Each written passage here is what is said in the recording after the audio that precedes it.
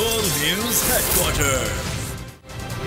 अस्सलामुअलैकुम। बोल news headquarters के साथ मैं हूं अफशीन कुरैशी। मैं हूं आपके साथ रमशा साजिद। हेडलाइंस आपने जानी, टॉप स्टोरीज में आज आप जान सकेंगे।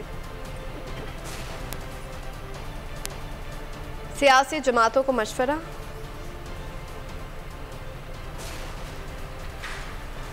मुकदमा मुल्क का मजाक,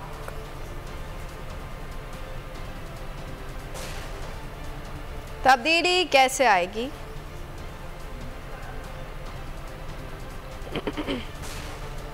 और रोटी 50 रुपए की।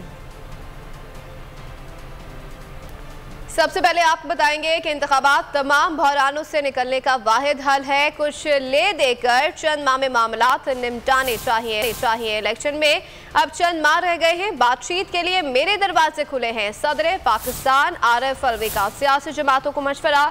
एक इंटरव्यू में कहा कि पाकिस्तान अब मजीद बहरानों का मुतहम्मिल नहीं हो सकता। इंतखाबात के इनेकाद पर सियासतदानों में बात हो सकती है। कुछ लो और कुछ दो के फॉर्मूले के तहत चलना चाहिए। हर धर्मी से मुल्क का नुकसान हो रहा है। अगर सियासतदान इकट्ठे ना हुए तो तारीख इन्हें जिम्मेदार ठहराएगी। अगर आपको हमारी ये वीडियो पसंद आई है तो लाइक पर क्लिक कीजिए। दहशतगर्दी का मुकदमा इमरान खान तफ्तीशी टीम के सामने पेश हो गए। तमाम सवालात के जवाबात भी दे दिए। बाद में मीडिया से बातचीत करते हुए कहा, कानूनी कार्रवाई की बात पर दहशतगर्दी की दफात लगाना मुल्क का मजाक उड़ाने जैसा है। ये हुकूमत जितना दीवार से लगाएगी हम उतना ही तैयार हो रहे हैं। सैफुल्लाह नियाज़ी के घर पर छापे पर भी इमरान खान हुकूमत पर खूब बरसे। कहा, FIA सैफुल्लाह नियाज़ी के घर में घुसी, इन पर 150 मुकदमात बना दिए। हमें सियासी फंडिंग करने वालों को FIA हरासा कर रही है। सारी दुनिया के सामने ये मजाक, क्योंकि दुनिया मुझे जानती है, तो वो सारी दुनिया में हेडलाइंस लगी हैं कि इमरान खान को दहशतगर्दी के अंदर इसके ऊपर FIR काट। क्या हमने क्या कहा था कि हम कानूनी कार्रवाई करेंगे। इसके ऊपर अगर आप दहशतगर्दी की दफा लगा दें, ये मुल्क का मजाक उड़ रहा है, ये मेरा नहीं है, ये मुल्क दुनिया हंस रही है हमारे ऊपर कि दहशतगर्दी की सारी दुनिया डेफिनेशन जानती है। एक तरफ सैलाब आया हुआ है और हमें कह रहे हैं सैलाब की वजह से सियासत ना करो, दूसरी तरफ पूरी कोशिश कर रहे हैं कि पार्टी को क्रश करने के लिए। लेकिन मेरा एक पैगाम इस हुकूमत को है कि आप जितना मुझे, मेरी पार्टी को आप जितना दीवार से लगाएंगे हम उतना ही तैयार हो रहे हैं। सैफुल्लाह नियाज़ी सेनेटर, उसके घर के ऊपर कल FIA घुस गई, पता नहीं कितने 150 केसेस कर दिए हैं। जो लोग हमें फंडिंग करते थे, पॉलिटिकल फंडिंग करते थे, उनको हरासा किया जा रहा है, उनको डराया धमकाया जा रहा है। जो फंडिंग करते हैं पार्टी को, उनके पीछे पड़ गए हैं। आपके सामने ये जो अब अवाम का समुंदर निकलने लगा है, पहले मैं इसलिए चुप करके बैठा रहा क्योंकि माशी हालात बुरे थे, फिर सैलाब आ गया, फिर हमने सोचा कि ठीक है हम आराम से पुरअमन तौर पे अपने एहतजाज करते हैं। मेरा ये चैलेंज है, इनको बर्दाश्त नहीं कर सकेंगे।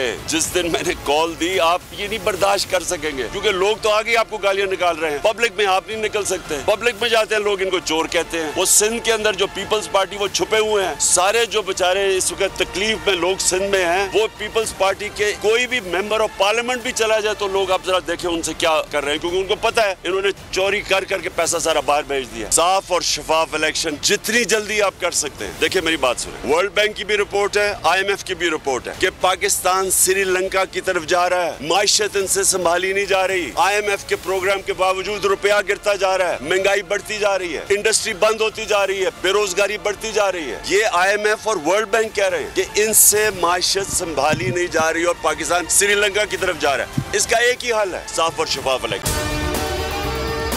और अगर आपको हमारी ये वीडियो पसंद आई है तो लाइक पर क्लिक कीजिए। PTI रहनुमा और सेनेटर सैफुल्लाह नियाज़ी के घर पर FIA के छापे के खिलाफ कानूनी कार्रवाई का ऐलान कर दिया गया है। कहा मेरे साथ ऐसा सलूक किया गया जैसे मैं कोई दहशतगर्द हूँ। सेनेटर शहजाद वसीम ने कहा कि साफियों और सियासतदानों पर जबर हो रहा है। सेनेटर आजम स्वाति ने कहा कि इम्पोर्टेड हुकूमत का अंजाम करीब है। फैसल जावेद ने कहा कि सैफुल्लाह नियाज़ी के खिलाफ जो हुआ उसकी जितनी मजम्मत करें कम है। ऐसे आके उन्होंने मुझे एम्बो कर रहे होते हैं। मैंने उनको कहा कि मुझे कॉल करना होगा अपने लॉयर को, तो उन्होंने मेरा फोन मेरे से छीन लिया। तो मैंने उनको कहा आपको जो चाहिए आप ले जाए, हमने कोई चीज छुपानी नहीं है, हमने कोई इस मुल्क को लूटा नहीं हुआ। जरा सा मैं हिलता था तो वो सारे बंदे साथ साथ मूव करते थे जैसे कि मैंने वहाँ से भाग जाना है या कुछ करना है, और उसके साथ साथ मेरी वाइफ का मोबाइल फोन भी लेके चले गए। हैंडलर वही है कि जानते थे कि शहबाज शरीफ जरदारी क्रिमिनल हैं और उन क्रिमिनल को जो है मसनद पे बिठाया गया। सैफुल्लाह नियाज़ी के साथ अक्रॉस द बोर्ड सारी पार्टियां नहीं खड़ी होगी, मीडिया नहीं खड़ा होगा, उस वक्त तक मुल्क के अंदर सियासी इस्तेहकाम और माशी इस्तेहकाम नहीं आ सकता। देखें, ये एक और मिसाल है उस मीडिया ब्लैकआउट की जिसका हम यहाँ बार बार जिक्र कर रहे हैं। यहाँ से जो काम होता है वो मीडिया में उसको रोका जाता है। और खबरों में अब आगे देखिए, मजहब कार्ड का इस्तेमाल।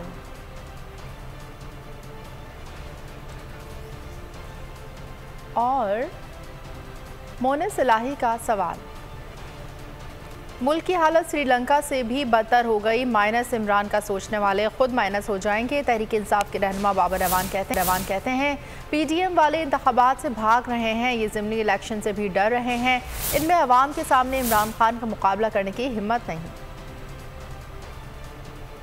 महीने में श्रीलंका से हम आगे निकल गए। श्रीलंका में प्राइसेस ये नहीं है जो यहाँ है, नंबर एक। श्रीलंका में गिरफ्तारियां इस तरह से नहीं है जो यहाँ है। श्रीलंका में उन्होंने सबसे बड़े इक़्तिदार के मरकज पे अवाम चढ़ के दौड़ गए, उसके दरमियान अगर कोई रुकावट है पीटीआई है, इमरान खान है, हमारा जमहूरी एजेंडा है। ये 72 साल कौन था यहाँ? ये मौलाना साहब के अब्बा जी थे कि नहीं थे? बाकियों के दादाजी थे या नहीं थे? इनके अब्बा जी, इनके दादाजी, इनके बेटा जी, इनकी बेटी जी, इनके बहनोई जी, इनकी साली जी, इनके साला जी, इस सारे निजाम का हिस्सा थे ना। आप सारे मिल के पाकिस्तान में इम्पोर्टेड हुकूमत, उसके अलावा कोई आवाज नहीं होनी चाहिए। कल भी 2 बड़ी आवाजें मीडिया से गायब हो गई और ये सारा माहौल पैदा करने का जो सबब है बुनियादी वो ये है कि वो -1 इमरान करना चाहते हैं, जो कभी भी नहीं होगा। -1 करने वाले खुद माइनस हो जाएंगे। आज का मैं आपको ताजा तरीन जो बताई गई है इकोनॉमिक सिचुएशन में 2 सिर्फ उसमें से जुमले आपसे शेयर करता हूँ। वो ये है कि पाकिस्तान की इकोनॉमी बबल की तरह फटने लगी, कौम बेदार हो रही है, हुक्मरान अवाम से खौफ खा रहे हैं, पूरी पीडीएम इलेक्शन से भाग रही है। इस वक्त हुक्मरानों का निशाना इमरान खान है। छापे, तशद्दुद और गिरफ्तारियों में तेजी आ गई है। सिर्फ FIA की जानिब से 150 नोटिस भेजे गए हैं, ऐसा कहना था प्रेस कॉन्फ्रेंस में रहनुमा PTI असद उमर का। कहा उन्होंने इमरान खान की तकरीर चैनल पर बंद की तो सोशल मीडिया पर की रेटिंग आसमान पर चली गई। ये लोग अब सोशल मीडिया को भी बंद करने की कोशिश कर रहे हैं। आज़ादी इज़हार पर पाबंदी लगाकर आम आदमी का गला घोंटा जा रहा है।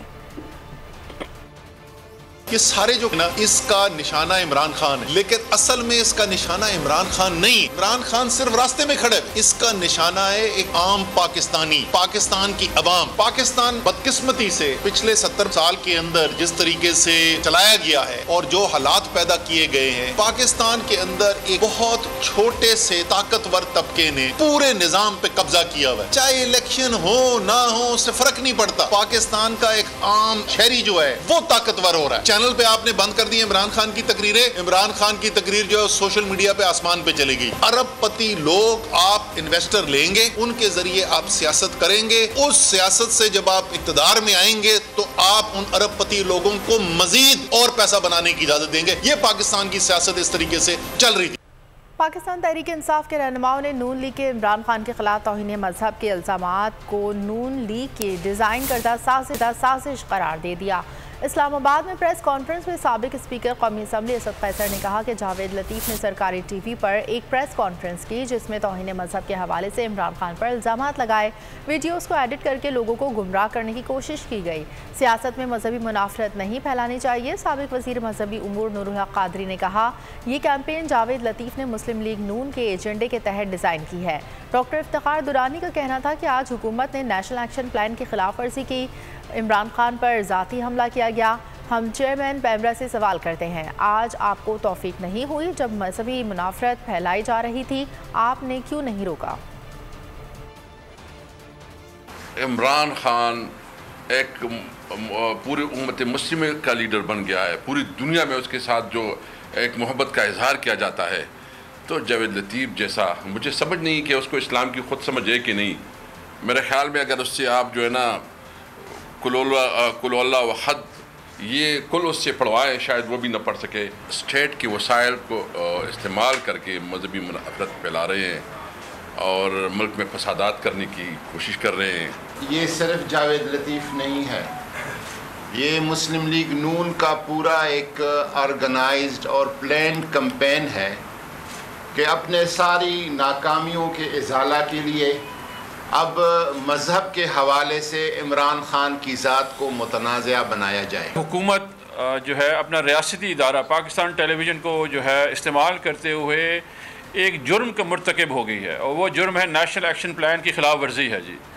उस नेशनल एक्शन प्लान में बड़ा क्लियरली लिखा हुआ है कि आप मजहबी नफ़रत नहीं फैला सकते हैं, और इसके अलावा आईन पाकिस्तान में भी कवानीन हैं। तो आज हुकूमत वक्त इस जुर्म में मुलविस होगी है जावेद लतीफ़ के थ्रू। आज मैं पैमरा से पूछना चाहता हूँ, चेयरमैन पैमरा को, एक टेलीथॉन जो कि सैलाब ज़दगान के लिए हो रही थी, उस टेलीथॉन को तो आपने कटवा दिया, चैनलों को प्रेशराइज किया, केबल टेलीविज़न को, लेकिन आज आपको तौफीक नहीं हुई जब मजहबी नफरत फैलाई जा रही थी, किसी चैनल को इंस्ट्रक्शन देते को ना एयर किया जाए। पीटीआई रहनुमा फवाद चौधरी और मुराद सईद ने कानून नाफिज करने वाले इदारों के खिलाफ इस्लामाबाद हाई कोर्ट से रुजू कर लिया है। दरख्वास्त में कहा है कि आज की दरख्वास्त सुनकर रिलीफ दे। पुलिस और FIA को मुकदमात कायम करने और गिरफ्तार करने से रोका जाए। उनका कहना था कि राना सनाउल्लाह को हमारे कार्रवाई से रोका जाए, चारों सूबों की पुलिस को भी हिरासत करने से रोका जाए। दरख्वास्त में वफाकी वज़ीर दाखिला, सेक्रेटरी दाखिला, DG FIA को फरीक बनाया गया, जबकि चारों सूबों के IGs पुलिस को भी फरीक बनाया गया है।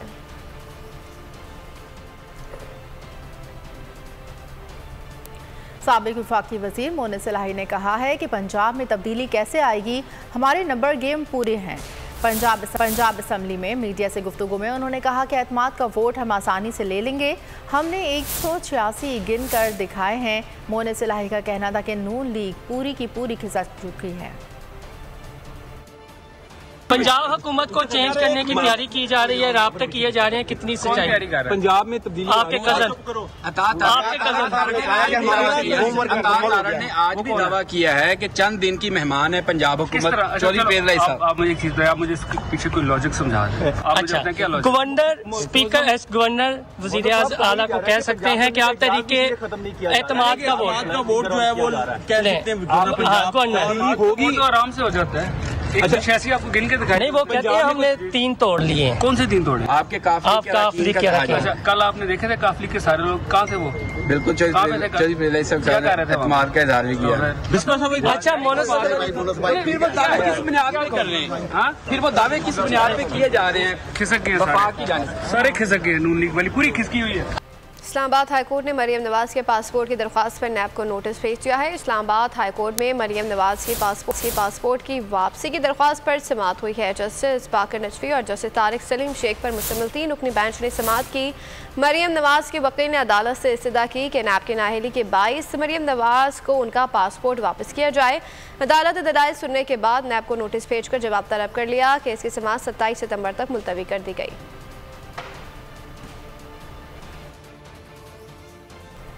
इलेक्शन कमीशन ने तहरीक इंसाफ के इस्तीफों से खाली 8 नशस्तों पर 16 अक्टूबर को ज़िमनी इंतखाबात कराने का ऐलान कर दिया। पंजाब असम्बली की 2 और मुल्तान से कौमी असम्बली की 1 नशस्त पर भी 16 अक्टूबर को ही पोलिंग होगी। एक और तारीख आ गई।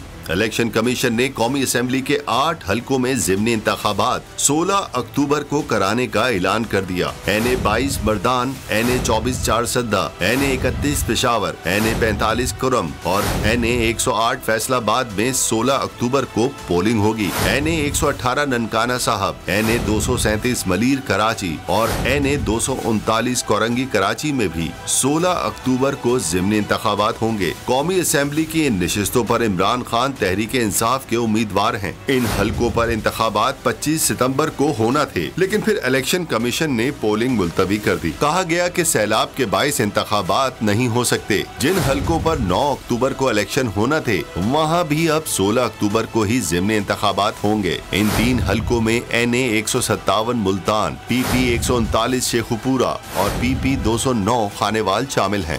इलेक्शन कमीशन ने कराची में बल्दियाती इंतखाबात की तारीख का भी ऐलान कर दिया है। शहर के तमाम अजला में बल्दियाती इंतखाबात की पोलिंग 23 अक्टूबर को होगी। इससे पहले कराची में 28 अगस्त को बल्दियाती इंतखाबात का ऐलान किया गया था। 23 अक्टूबर को सिर्फ कराची में बल्दियाती इंतखाबात होंगे। इलेक्शन कमीशन ने हैदराबाद से मुतालिक फैसले के लिए रिपोर्ट मांग ली है। हैदराबाद में बल्दियाती इंतखाबात कब होंगे, तारीख का ऐलान बाद में किया जाएगा।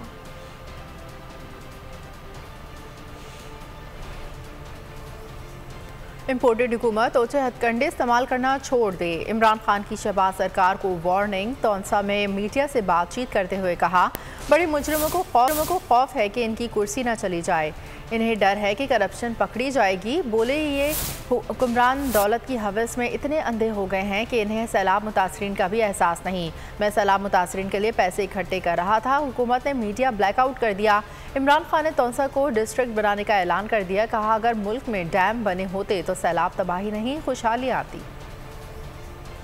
और मैं आज फिर इस इम्पोर्टेड हुकूमत को कहता हूँ कि जब हम पैसे इकट्ठे कर रहे हैं आवाम के लिए और मुतासिर लोगों के लिए, तो इस तरह के हरबे टीवी पे हर चैनल के ऊपर इन्होंने धमकियां दे के वो बंद करवा दिया। मुल्क में जमा किए हुए इकट्ठे हुए मुल्क के बड़े बड़े मुजरिम, उनको सिर्फ खौफ है, सिर्फ उनको एक खौफ है कि उनकी कुर्सी ना चली जाए और उनकी करप्शन ना पकड़ी जाए। उनको कोई मुल्क की फिक्र नहीं है। मुझे सिर्फ एक अफसोस है कि पैसे इकट्ठे कर रहा हूँ मैं मुतासरीन के लिए, और ये जो इम्पोर्टेड हुकूमत उससे खौफजदा होके मेरी इन्होंने केबल टेलीविजन के ऊपर टेलीथॉन की नशरियात ही बंद कर दी।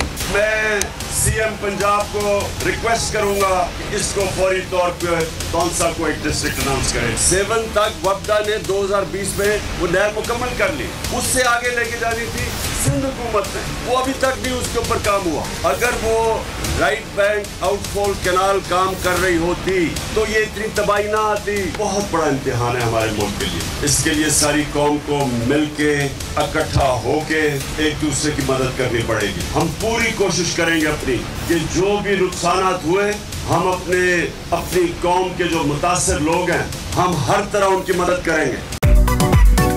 मेरी टैक्सी में बैठ जाओ, जहां तक ले जाऊंगा। आई है टैक्सी कैश, टैक्सी कैश, आई है टैक्सी कैश, टैक्सी कैश, आई है टैक्सी कैश। कभी टैक्सी वाले ने सवारी को किराया दिया, सुना है ये सीट नहीं हॉट सीट है। अब जिंदगी में करेंगे ऐश, क्योंकि आ गई है टैक्सी कैश। आई है टैक्सी कैश। सबसे ज्यादा व्यूज, सबसे ज्यादा रील्स और सबसे ज्यादा रेटिंग के साथ बोल अब भी नंबर 1 पोजीशन पर बरकरार। सब्सक्राइब करें और बेल दबाएं ताकि कोई खबर रह न जाए।